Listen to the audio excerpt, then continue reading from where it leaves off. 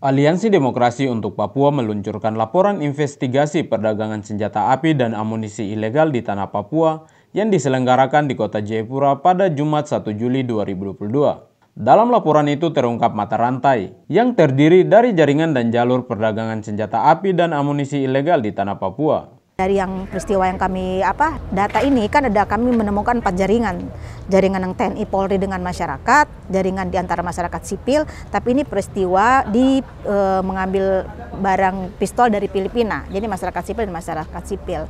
Nah, yang di mana ada TNI Polri terlibat itu kan biasanya menggunakan jalur udara.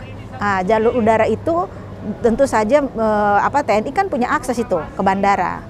Siregar menduga jaringan antara pembeli dan penjual senjata api dan amunisi ilegal di Papua sudah lama ada dan terpelihara. Berbagai perkara perdagangan senjata api dan amunisi ilegal yang telah diputuskan pengadilan juga menunjukkan indikasi kuat bahwa jaringan perdagangan senjata api dan amunisi ilegal di tanah Papua berlapis-lapis. Kelompok TNPB itu jarang melakukan transaksi langsung, jarang ya. Dia punya jaringan berlapis. Jadi nanti ada orang-orang khusus. Orang-orang itu masyarakat sipil. Bisa petani, bisa mahasiswa, bisa tukang ojek, bisa penjual, apa saja bisa. Jadi dalam satu kasus itu biasa perantaranya bisa lebih dari 3 orang. Penelitian LDP juga mengidentifikasi bahwa jaringan perdagangan senjata api dan amunisi ilegal di Papua juga melibatkan tentara dan polisi. Dari 51 orang yang dipidana karena kasus perdagangan senjata pada kurun waktu 2011 hingga 2021, sejumlah 14 orang diantaranya tentara dan 6 lainnya polisi. Selain itu juga, ada pelaku berlatar belakang Komandan Tentara Pembebasan Nasional Papua Barat atau TPNPB sebanyak 4 orang, aktivis Komite Nasional Papua Barat sebanyak 3 orang, dan sisanya warga sipil.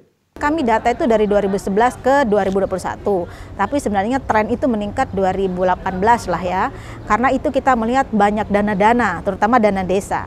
Itu karena ada indikasi kuat dana-dana desa itulah yang digunakan gitu. Jadi itu tren itu meningkat. Dan kemudian kan mahal itu harganya.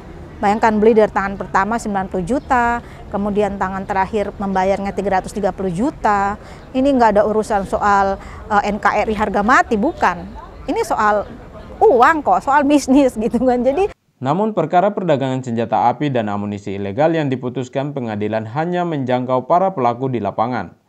Siregar menyatakan penelitian LDP atas berbagai perkara perdagangan senjata dalam kurun waktu 2011 hingga 2021 tidak menemukan adanya penyandang dana yang diproses hukum. Ya, kalau kita melihat dari kasusnya, dari jaringannya, dari jalurnya, jaringan itu bahwa tidak dalam satu kasus tidak hanya 1 orang tapi melibatkan banyak orang dan jaringan yang dipelihara cukup lama. Kemudian kedua itu ada hubungannya dengan aparat TNI dan Polri sebagai penyedia senjata, karena hasil investigasi kami untuk perdagangan di dalam negeri itu 80% itu senjata dari TNI Polri. Nah, itu menjadi bagian dari satu peristiwa yang sistemik. Karena apa juga menjadi sistemik? Karena pada saat putusan di pengadilan itu hanya kepada pelaku di lapangan, padahal jelas senjata itu kan ada nomor serinya. Senjata itu pada saat di BAP diberitahu dibeli dari mana.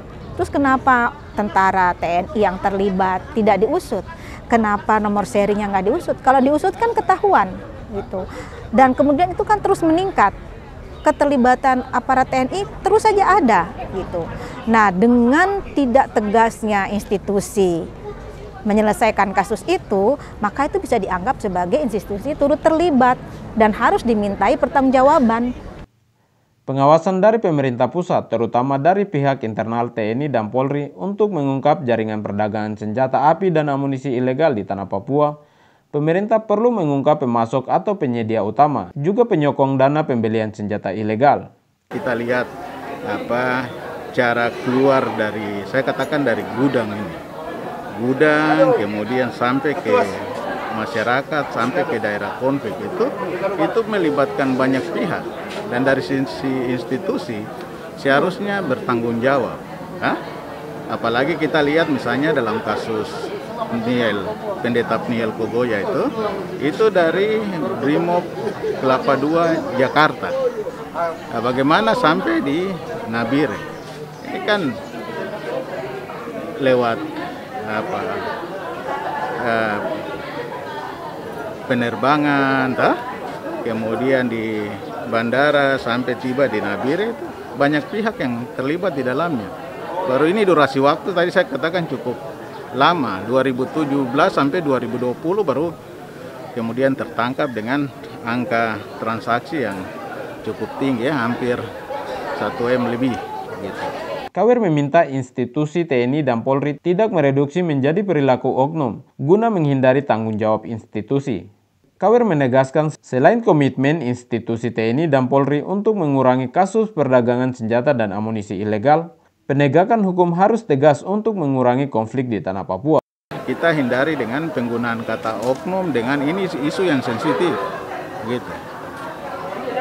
Pertanggungjawabannya harus jelas institusi dan kita buka supaya angka konflik di titik-titik yang tadi kita katakan rawan itu jadi berkurang.